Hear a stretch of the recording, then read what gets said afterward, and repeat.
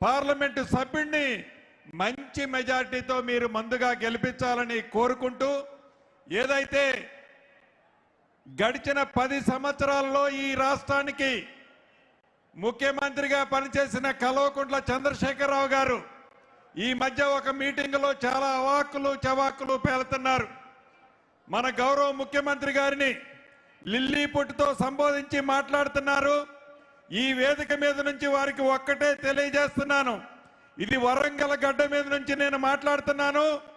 వరంగల్ మిరపకాయ అంటే ఏంటో నీకు తెలుసు, ఈ మిరపకాయ కారం ఎలా ఉంటుందో నీకు తెలుసు. సమయం వచ్చినప్పుడు, సందర్భం వచ్చినప్పుడు ఈ మిరపకాయ ఎక్కడ పెట్టాలో మా నాయకుడు రేవంత్ రెడ్డి గారికి తెలుసు. తప్పకుండా చెప్పకూడు తినే టైము దగ్గరలోనే ఉంది.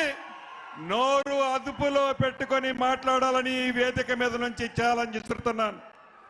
అంతేకాదు, ఆనాడు ఫోన్ ట్యాప్ చేసి మా వేదిక మీద ఉన్న ముఖ్య నాయకులదే కాదు, వేదిక ముందున్న వేలాది మంది మీ అందరి ఫోన్ ట్యాపులు కూడా చేసిన ప్రబుద్ధుడు. ఆ ప్రబుద్ధుడు చిట్ట చివరికి మీరు మీ బిడ్డతో మాట్లాడినా, మీ భార్యతో మాట్లాడినా, మీ స్నేహితుడితో మాట్లాడినా మనిషి స్వేచ్ఛను హరించిన దౌర్భాగ్య ప్రభుత్వం గత ప్రభుత్వం.